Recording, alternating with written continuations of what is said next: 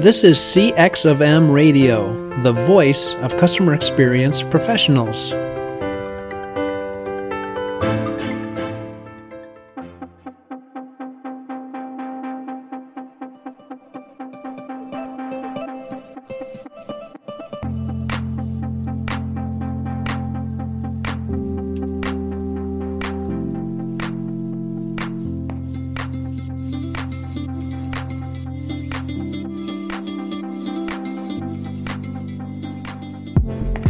Hello, and welcome to another World of UX podcast. This is your host, Darren Hood. Thanks, everyone, for taking the time to join us on today.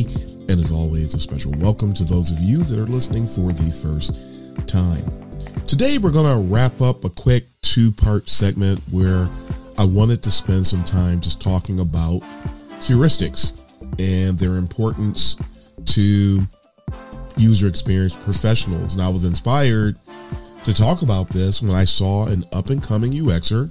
I don't know who it was that challenged the person to do it, but they asked the person to go to a particular website and to perform a heuristic analysis. And the work that the person did was absolutely impeccable. I was so pleased. I was so excited for that individual. And one of the things I was the most excited about was the fact that he saw the exercise he did as beneficial. He saw it as something that would be desirable to do. Heuristics, like information architecture and like content strategy, have been a major part of user experience in its evolution. But it has been they've all been grossly overlooked, and which is really bad for the discipline, where tools have taken center stage, where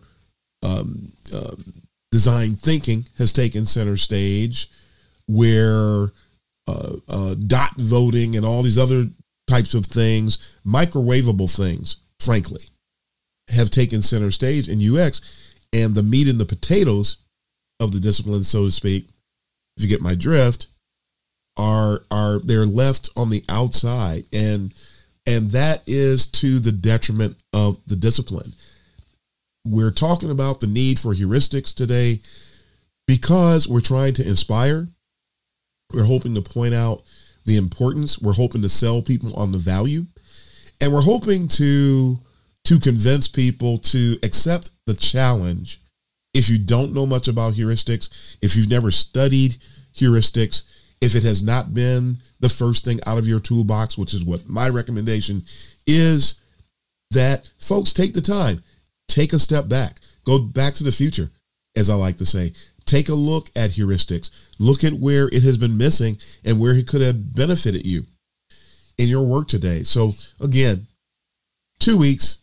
This is a very condensed look at the topic, and I shared a few tidbits last week. And this week, I want to start out by telling a story, and then I want to just quickly go through a few of the heuristic models and the elements presented within those models, just to help people to understand how beneficial these things can be. And normally I might share the story at the end, but I want to present this story in the beginning, and I'm even presenting this in response to there was a post that I shared on social media about the importance of heuristics and why we need to use them, and how beneficial using heuristics can be to the user experience professional's work. It's an absolute necessity if you're going to thrive. It's an absolute necessity that we use it, that it takes center stage for us. And someone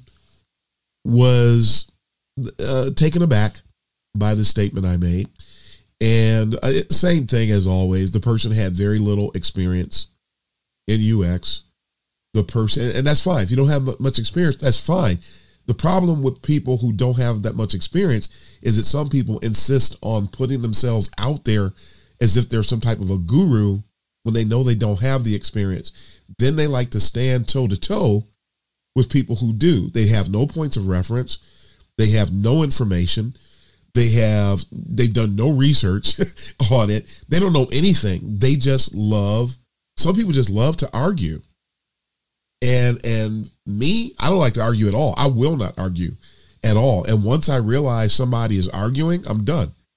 I'm done with the conversation. Present what truth you know, because there's truth. Then there's the truth a person knows. And then there's the truth that a person is willing to share based on what they know.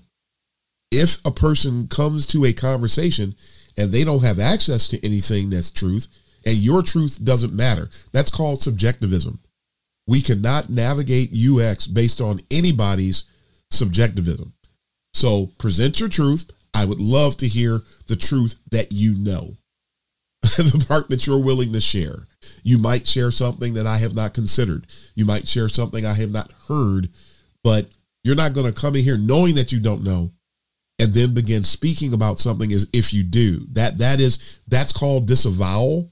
That's not disagreement. And that's an act of sheer and utter arrogance. We don't have place for that in user experience. It can't come from me. It can't come from you. It can't come from anybody else.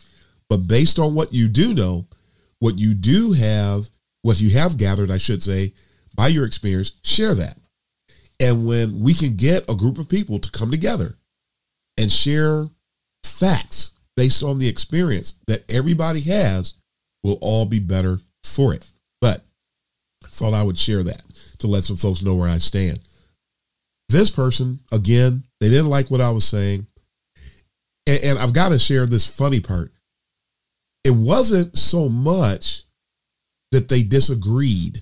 What the person hid from their assault, if you will, is that the person was actually part of a team that was producing they had a solution, a remote usability testing solution that they were trying to sell.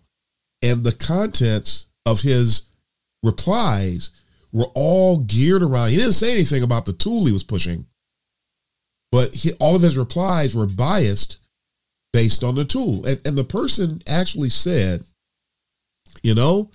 I said, based on something, a mild recap in the midst of the story, I mentioned last week that you can find anywhere from, and I'm actually phrasing this differently than I said it, but it's still the same content. You can find through heuristics, you can find up to 70 to 90% of what's wrong with a design based on the number of people that are reviewing it, that are performing a heuristic analysis. And this part Nielsen leaves out, based on the personal heuristic repository levels of the people doing the analyses. If you have 6 people, because he just flat out just said that if you have, and let me get the exact numbers here. Nielsen said that if you had 10 people performing a heuristic analysis, you're going to find approximately 88% of what's wrong with a given design. But he just said 10 people that can do that. He said that 5 people could find 75% of what's wrong with a design. Just flat numbers. I understand what he's getting at.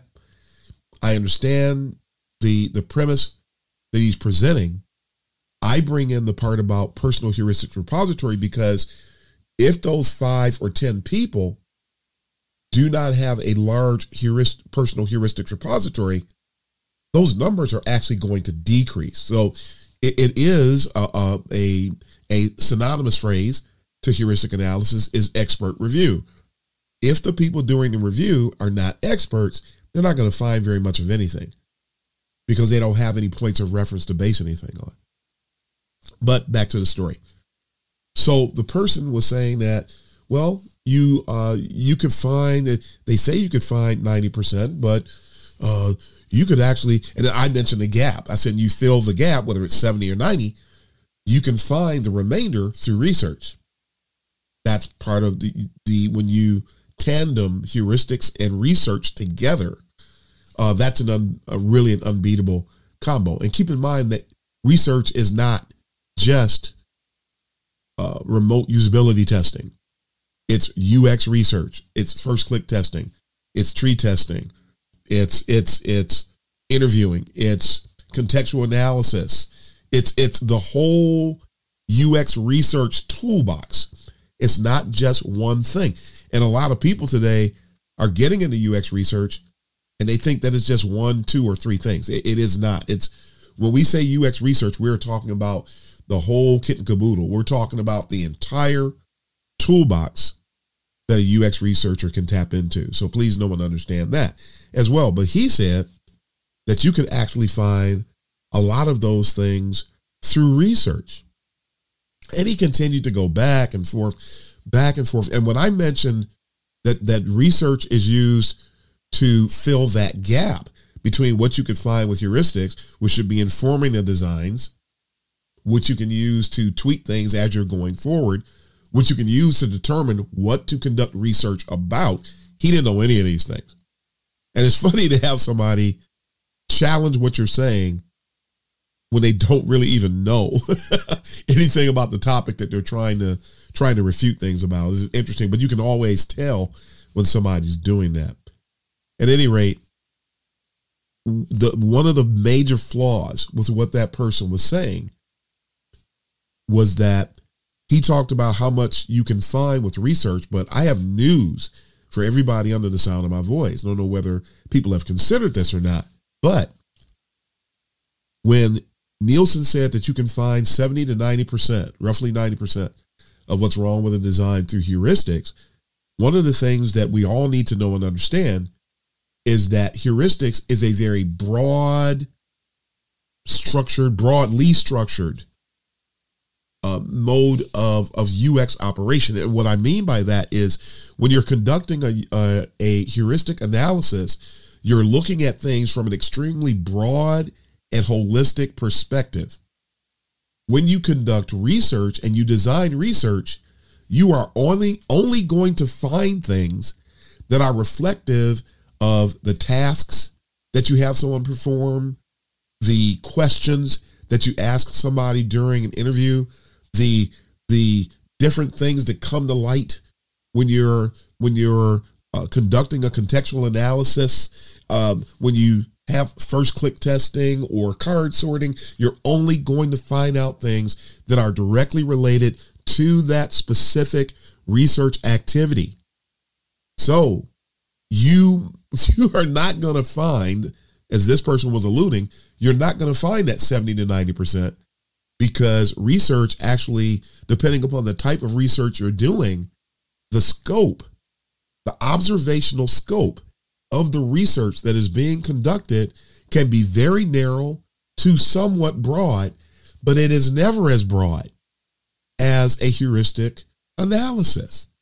So it's interesting, and I don't know what people think, that research is a fix-all for everything, and absolutely not. And anyone who actually wants to conduct research without having paved the way through heuristics is going to be that's an automatic problem that someone is going to have, because heuristics inform the work, whether it's design or research. So just trying to help illustrate how important this is to the work that we do. And it's amazing how people, they love to argue. I said this on social media last week too. It's interesting how people who take the time to learn how to do UX the right way are very grounded in facts and data. People who learn and embrace these newfangled microwavable aspects, as I like to call it, the microwavables aspects of user experience. These people, they like to argue. The things they talk about are rarely found in facts at all. They love to argue. They love to bicker. They love to dispute, and they hate facts. And they actually they gravitate more toward design anarchy than they do toward real UX, which hurts all of us. So again, when you're dealing in heuristics, common conventions, proven principles, best practices, all these critical aspects of what's going on that feed into what heuristics are. When you're looking at things from that perspective, that is a fact-based type of operation. And so every UX professional must ask themselves, how are you proceeding? What leads your work? Is it facts or is it supposition? Is it facts or is it assumptions? Are you spitballing? Are you faking it till you make it? Or are you proceeding in a way that is trustworthy and reliable when it comes to doing the work? So anyway, that said, I did say I was going to tell a story. Well, that was not the story that I was talking about. So I guess we are going to wrap up with that story today. Let's dive in because we're about 15 minutes in. Let's dive in, and I want to just share with you at a high level a few heuristic models that are available. I'm going to, of course, talk about the most famous one, the ones that most people who do know about heuristics tend to gravitate to. Interestingly, a lot of people think this is the only heuristics model that's out there. It's not. So if you're listening today and you thought so, you're about to broaden your perspectives about the models that are out there. I want to talk about 3 or 4. And again, this is going to be very high level, and you'll be able to, if you want to deep dive this, because I'm trying to contain this to 2 weeks, you'll have to take these names that I'm about to mention, and you can go out and you can look everything up. And then I'll close with the story. How about that? So, of course, we're going to start by looking at what I tend to call the Nielsen 10. So it's heuristics that were developed by Jacob Nielsen. And it's interesting that it'll say that it's by Jacob Nielsen, but Rolf Malik also is responsible for this, if my understanding is correct. So I don't know. Maybe there's a version that they did together that's not the one that's being circulated, but it's my understanding that they were both responsible for this. But at any rate, one key thing I want to point out, and I love what Jacob Nielsen did and does, period. But I want to point something out from a critical thinking perspective so that people will understand something that I'm going to mention later a little bit more, is that when these heuristics were created, HCI, human computer interaction, was a thing, but the internet was not. So I think it's interesting, and I found myself shifting with heuristic in my career because I'm like, okay, this is great, but looking at when Nielsen created this, when he and Malik, I'm going to give him the credit today because that's what I understand it to be. When they created these heuristics, there was no internet. So when the internet came along, I found that these they're helpful. They're a great start.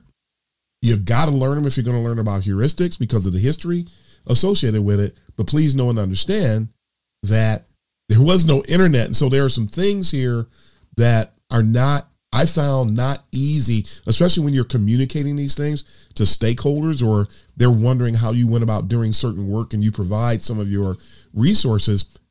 Some people have a problem dealing with the Nielsen 10. But at any rate, I just wanted to mention that for someone to take into consideration. And also I want to say, for the record, I have learned over the course of my career to approach heuristics from more than one angle. So I'm going to mention Jacob Nielsen.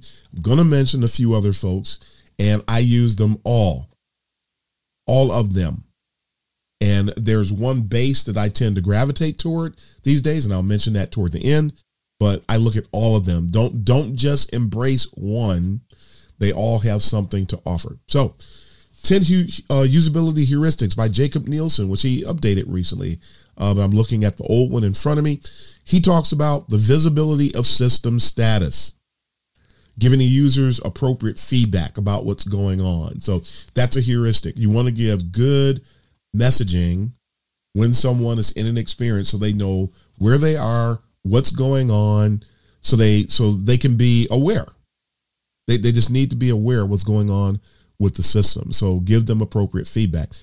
Matching between system and the real world. And he talks about using real world words, concepts, and conventions familiar to the users in a natural and logical order. So don't introduce terminology and different aspects to the experience that are going to cause cognitive dissonance. Don't present things that are going to cause people to become confused, stagnated, frustrated, things of that nature. You want to communicate in a sound and an easy to understand manner. User control and freedom, supporting undo, redo, and exit points, which is funny when you think about that. You can't undo something on the internet. You can go back, but this is one of the signs that, okay, this is really a human computer interaction thing that he's doing here, and I don't think some people were paying attention to that. So, and you can apply user control and freedom, but you're limited based on the way that it is presented here. But again, support undo, redo, exit points to help users leave an unwanted state caused by mistakes. So if they're in a place where they did make a mistake, they should be able to recover from that easily. And there are actually 3 segments here that are actually very closely related, including that one. One of them being the next one, error prevention. He mentions that you should prevent problems from occurring, eliminate error-prone conditions, or check for them before users commit to the action. And one of the things I love about this one is the fact that error mitigation is a part of UX design. We should actually design in a way to keep people from committing errors. It's not just a heuristic. It's something that we are supposed to do. And error mitigation is something that I rarely hear anybody thinking about or talking about. But we need to make sure that we are keeping people, doing everything we can to keep people from committing an error in the first place. And I'm going to jump to the end actually now. And if they do have an error, the last one on the list says, help users recognize, diagnose, and recover from errors. So if there is an error, the user should be able to recover themselves easily. Make the error easy to understand. Make sure they know there is an error. Make sure they know why there's an error, and make sure they know how they can recover from that error. And also remember, these are the guidelines. These are not providing you with the steps with how you do it.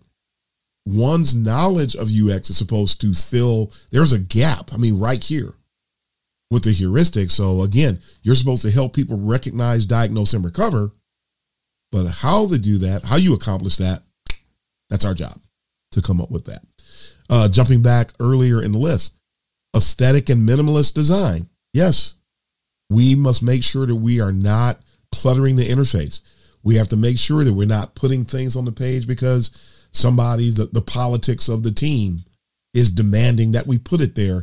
That's where the UX person comes into play and tries to navigate and manage bias on the team and politics so that the bias and the politics don't ruin the design. So good stuff.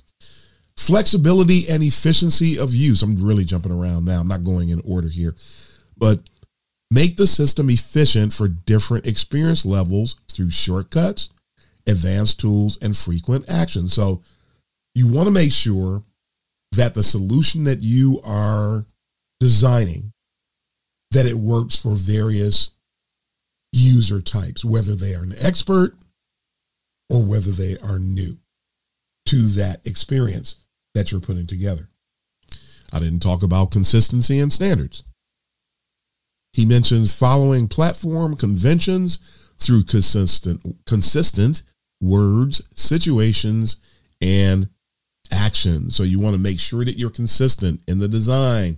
Again, this is his guideline, but it is up to the user experience professional to execute the design in a way that consistency is key. Don't use, for example, different labels in your navigation. Don't have it say one thing on one page and say something else on another page, or say something in the navigation and something else on the page itself. So consistency and standards, these things are key. Recognition rather than recall. Do not force users to use their memory. He says, make objects, actions, and options visible at the appropriate time to minimize users' memory load, or some of us refer to cognitive load. Don't make them think too much or too hard.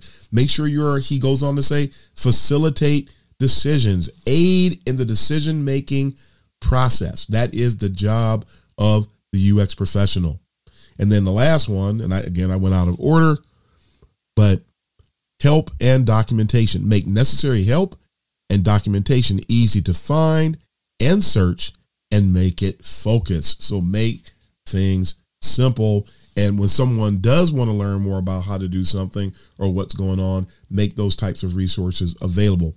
Now, those are his 10 usability heuristics. There is no way that these 10 heuristics will cover everything, where you can say that you're going to do a heuristic analysis or approach things heuristically and cover everything through these 10 things. This is another reason why I learned we got to go beyond this. This simply is not enough. And that's why I tap into other resources such as, and I'm going to jump through these. I'm not going to read everything that's listed here. I'm going to jump around a bit and leave some time to get to the last one, because I think that's the most important one for me to present in this tonight.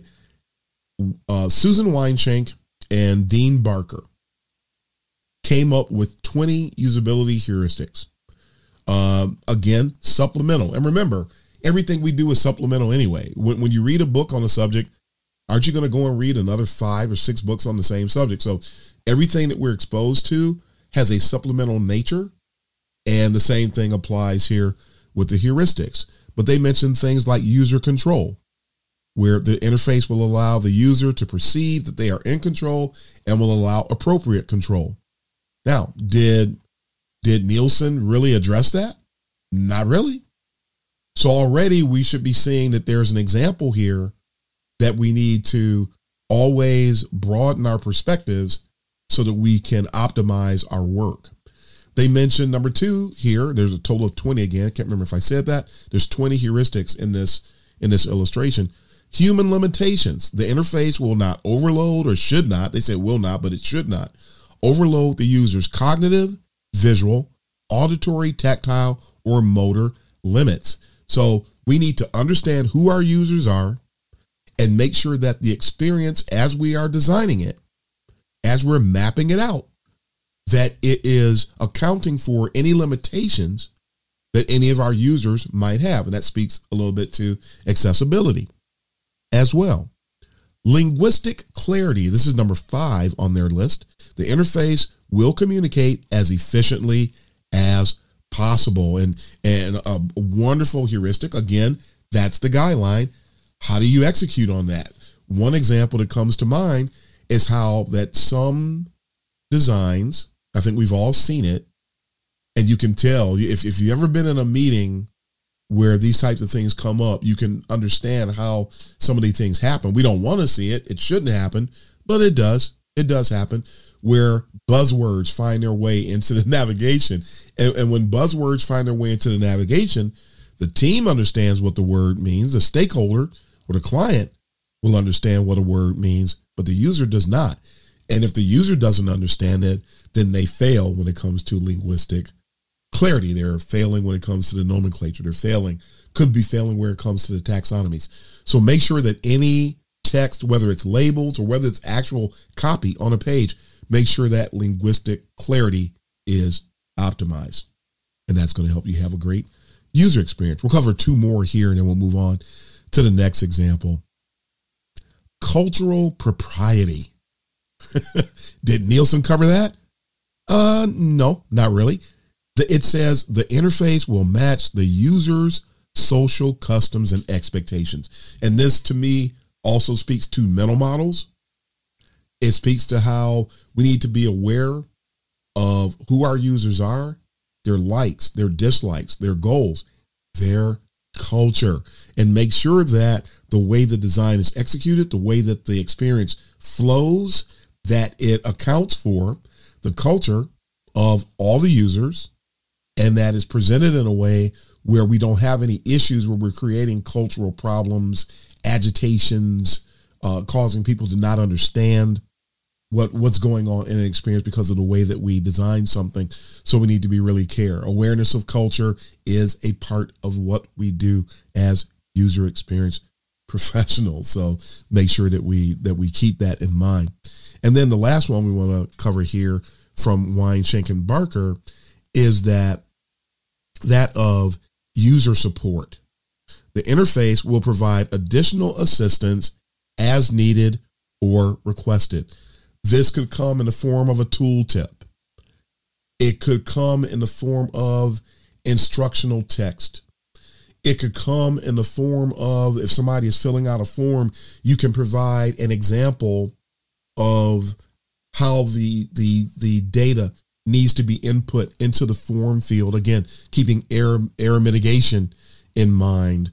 There's some overlap there with user support. So make sure that you are communicating in a way. There's some overlap there as well. Linguistic clarity is applicable there as well too. And so when you have these heuristics in mind, it really helps to optimize and drive success for the work that you're doing. Isn't that great? I mean, again, heuristics are fantastic. They should be the first thing out of someone's toolbox. I can't say that enough. Here's one that really falls through the cracks. I don't think that this one gets a lot of coverage at all. And it was, this heuristic model was created by a man by the name of John Hutchings. And what he did was he took the Forrester, put together something that they called the Forrester Website Review Scorecard Criteria. So, and there's 4 points there: value, navigation, presentation, and trust. With value, the home page and its features permit the user to accomplish their goals. Okay, that's a heuristic, folks, that Forrester actually came up with. Navigation. The site's navigation is clear, unambiguous, and search results are valid. A lot of work to be done to make those things work, right? Presentation, the third factor. Forms and interactive elements behave as expected. There a lot of times when we're on the internet or in a mobile app that you go to do something and you do one thing and the system responds in a completely different fashion.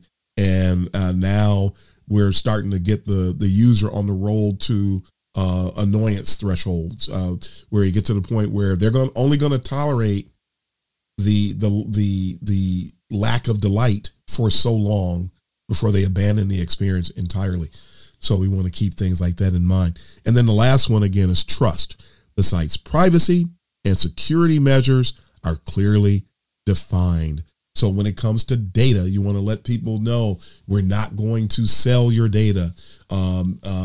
We're going to do X, Y, and Z. We're not going to do this. We're not going to do that. You have to be clear, and you have to make sure that the people who are using your site, your app, whatever your solution is, your SaaS software, whatever it is, you want to make sure that you're designing things and communicating with users in a way where they feel safe, where they don't feel like they're going to be violated by engaging, which means that dark patterns need to go by the wayside. When people have dark patterns that abound on their site and people don't trust you, the clock is ticking, and it is a matter of time before they're going to write you off. So, but folks, that's not the only thing that John Hutchings presents.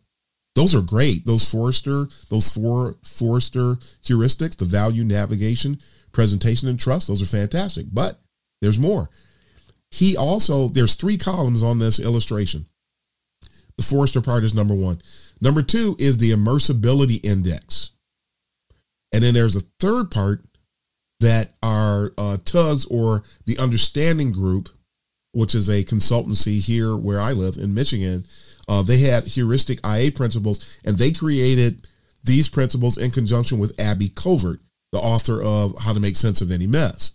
Fantastic book for folks who are trying to learn more about information architecture. He has all 3 of these things on this illustration, and he's connecting value to certain things on the immersibility index. He's connecting navigation to 2 parts of the immersibility index. And I'll mention what all of these are in a few moments. He connects presentation. He connects trust. He connects all of these to the immersibility index. Then he connects certain parts of the immersibility index into certain parts of the IA principles that come from Tug, and we call it Tug for short, and Abby Covert. The immersibility index consists of findability, immersibility, content, capability, community, commerce, conversion, and cross-channel customer experience. Now, these aren't necessarily heuristics, although there are heuristics that are related to each one of these. There's heuristics associated with findability, heuristics associated with immersibility, content down the line. And then after he connects with those, findability connects to findable. And actually I should read these off first. In the Tug and Abby Covert model, there's findable, accessible, clear, communicative, useful, credible, controllable, valuable, learnable, and delightful. Findability, of course, is going to connect to findability. Immersibility is connected to findable, clear, communicative, useful, valuable, and learnable. Content is connected to clear and communicative. Capability is connected to useful, credible, and controllable. Community, it's interesting that it's there. It's not connected to anything actually on either side. But so that one is sort of just there. Commerce and conversion are connected to credible and valuable, and cross-channel customer experience is connected to accessible and delightful. And I think this is a good segue, because I won't spend any more time on John Hutchings. We're going to wrap up today by talking about Abby Covert's model, which now she initially put it together with the folks from the Understanding Group, but today she's modified it. She's modified her model. She refers to it as information architecture heuristics, a checklist for critique. And this is my favorite, absolute favorite heuristic model. And earlier I said that you don't want to just rely on one, and you really don't, because you want to keep your perspectives broad. But if there was one, if I had to only use one, I would base my whole career on using Abby Covert's model. And don't let it fool you that it's referred to as information architecture heuristics. The information, the way things are structured in her heuristic model is applicable across the board. It is fantastic. And I love also something that she did. Her heuristic model is derived from the Nielsen and Malik usability heuristics that were created in 1990. Lou Rosenfeld created information architecture heuristics in 2004. Morville, some people are familiar with Morville's UX honeycomb, and he created that in 2004, and that's represented in her illustration.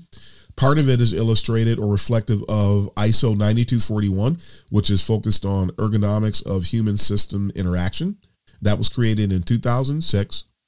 And Resmini and Rosati, they wrote a great book on information architecture, and they have in their book, which was written in 2014, in their book, they talk about pervasive IA heuristics. So all of these things fed into this model. And again, findable, accessible, clear, communicative, useful, credible, controllable, valuable, learnable, delightful. What I love about what she did, well, one of the many things I love about what Abby Covert did is that when you look at her chart, and again, it's available on Etsy. You could go to Etsy. You could just search, actually. You could do a search on Abby Covert's IA heuristics poster, and you find it. It'll take you to Etsy. I gladly plunk down the money for this because it's just a wonderful resource. I used to have this on the wall in an office that I worked at, and it would start a lot of conversations with stakeholders, and it helped them to understand that we're not just winging it when we do this work, that it is based on standards. It is based on something trustworthy. We do have guidelines. We do have something that where our work emanates from an expertise perspective. What I love that she did here is under each one, findable, accessible, clear, and so on, there are, it said, a checklist for critique. There are at least 3 or 4 questions associated with each one of these categories that you can ask yourself as you're analyzing your work to see if it really meets the criteria for acceptability. So undefinable, can users easily locate what they're looking for? Now, you really won't know that for sure unless you go and conduct research.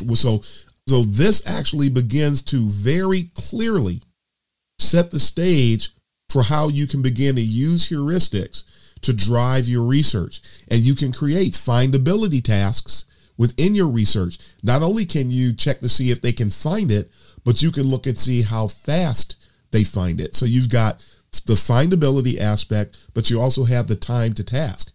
Because if it takes too long with one set of navigational elements, and then you have another set, so you're talking A/B or multivariate approaches to your research, and you find out that, okay, well, set B performed better, well, that's the one you want to go with. But you started from a heuristic perspective. How is findability affected across channels and devices?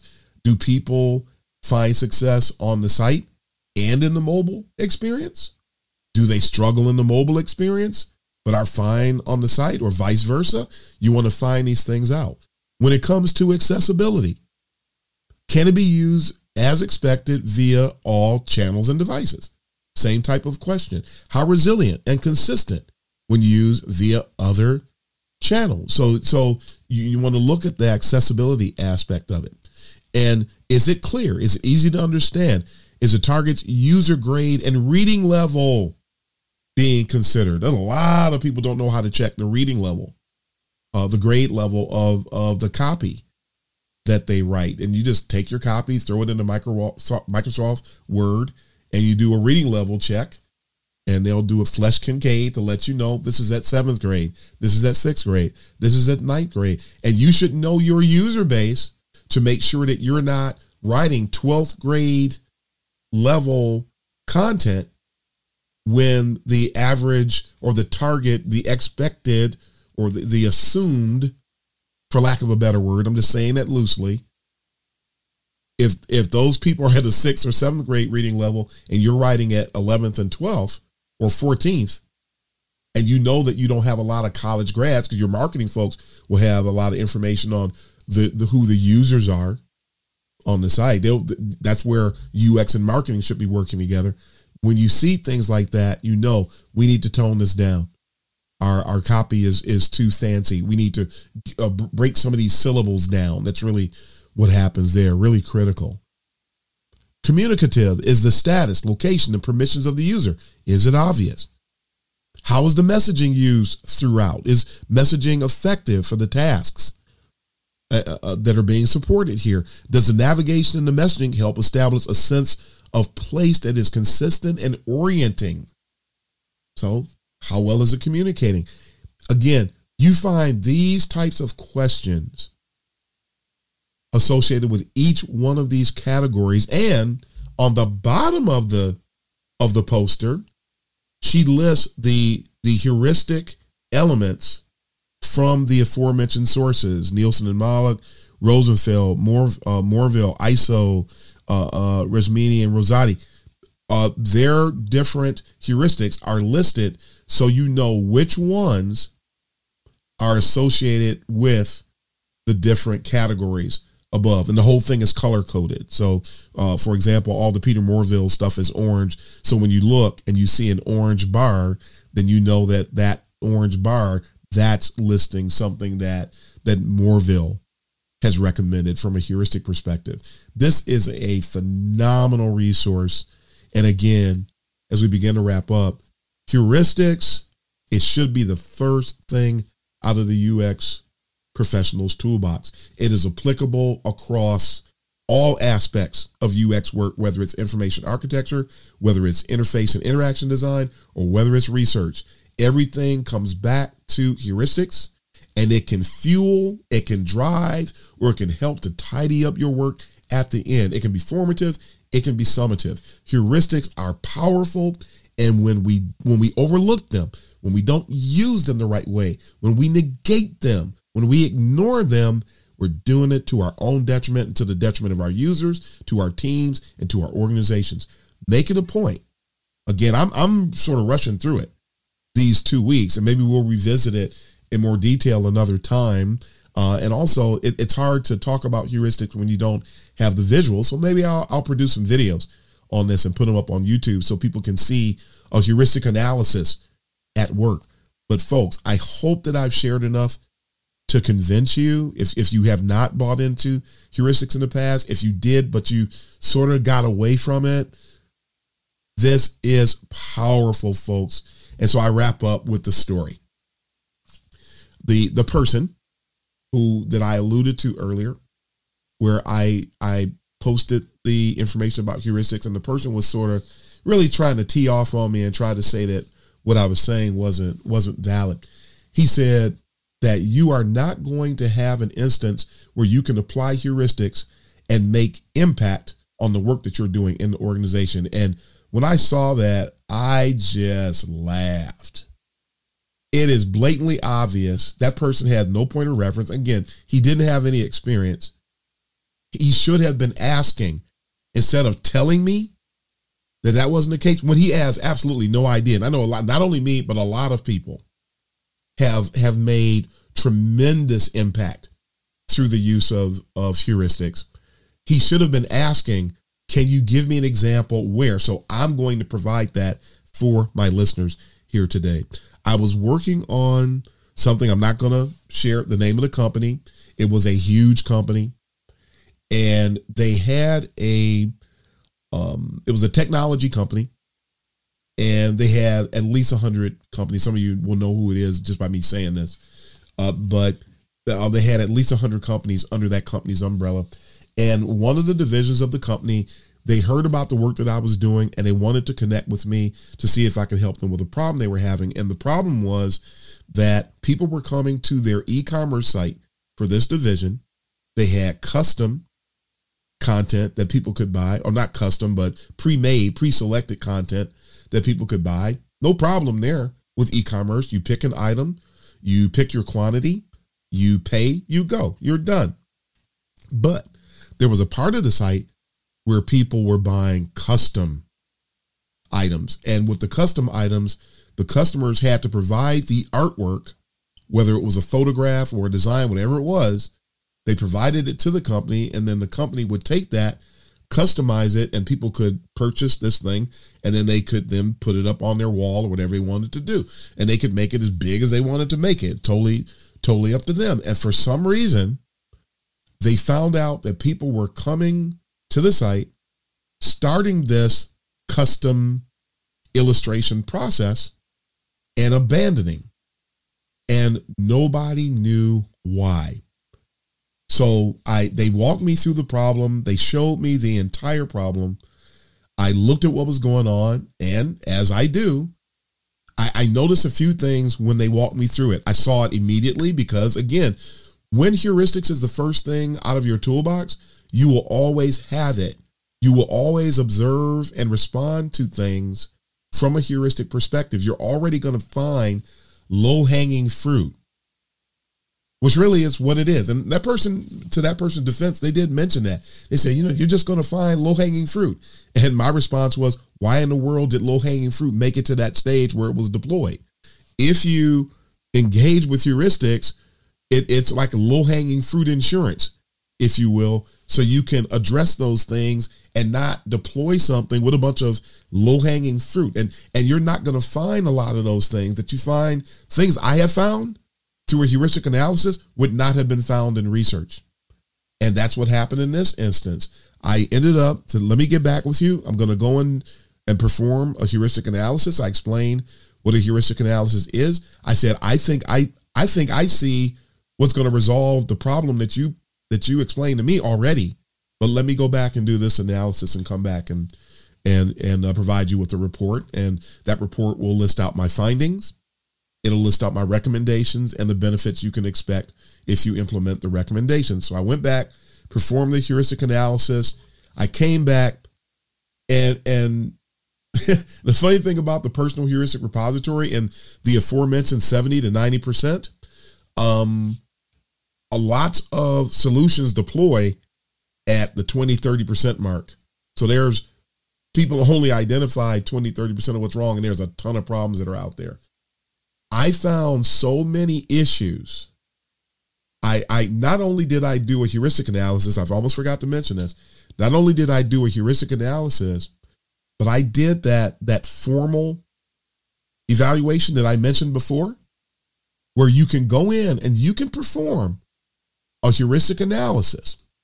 But in addition to performing the heuristic analysis, you can also include a task analysis. So now when you do the heuristic analysis, when you start to look at it from a cognitive walkthrough, is what it's called, from a cognitive walkthrough perspective, that's a heuristic analysis on steroids.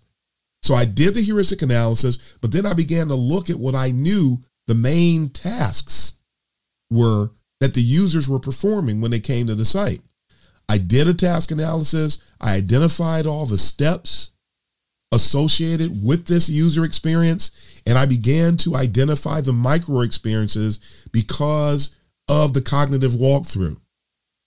And I came back, provided a report, and I let them know, here's what I found, here's my findings, here's my recommendations.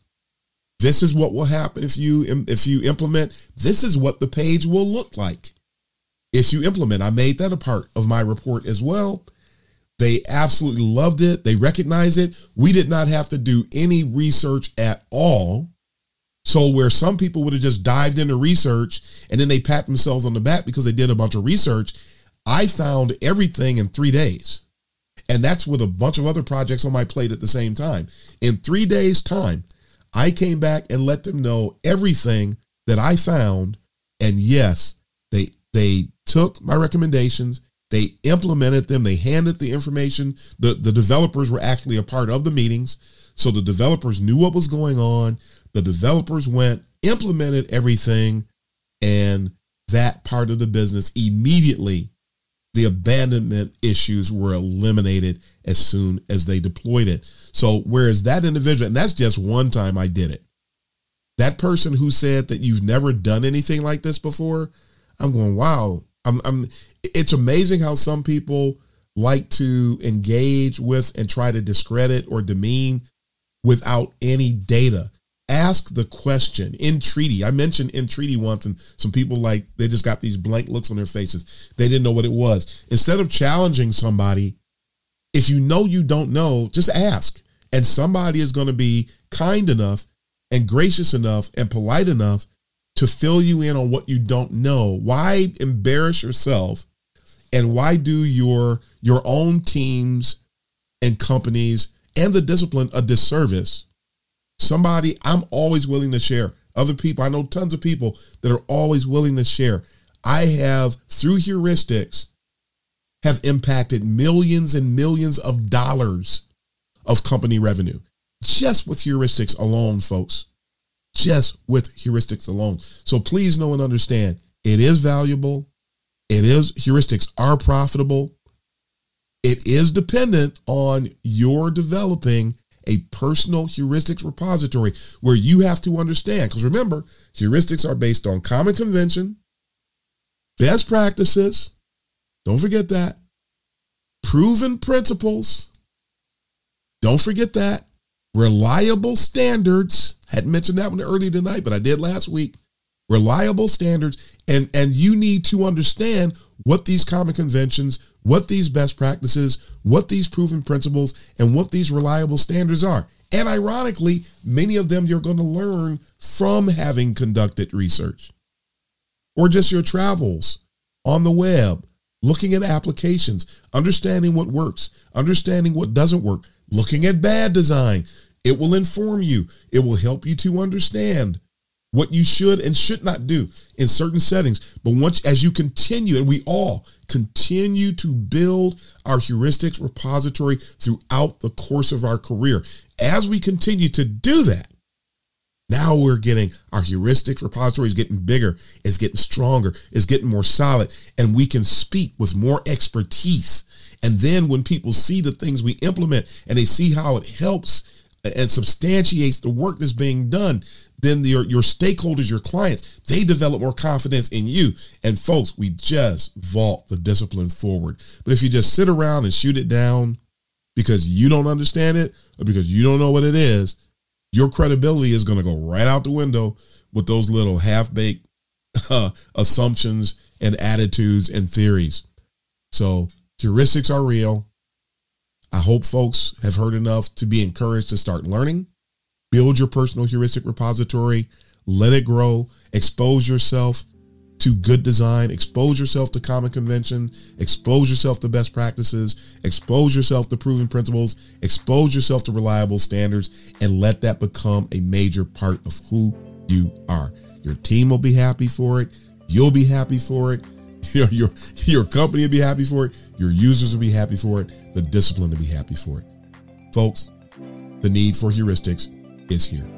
So let's go back to the future and embrace them. All right, folks, that is all the time we have for today. So thanks for taking the time to tune in. Hey, share the podcast with other people. This is the kind of stuff. Truth and facts need to go viral and not all this other stuff. I'm not pushing Darren Hood. It's about the information I'm sharing. It's not about me. So let's get the information out there and let's take the discipline forward. So that's all the time we have for today, folks. So this is Darren Hood, the host of The World of UX, signing off. Happy UXing, everybody.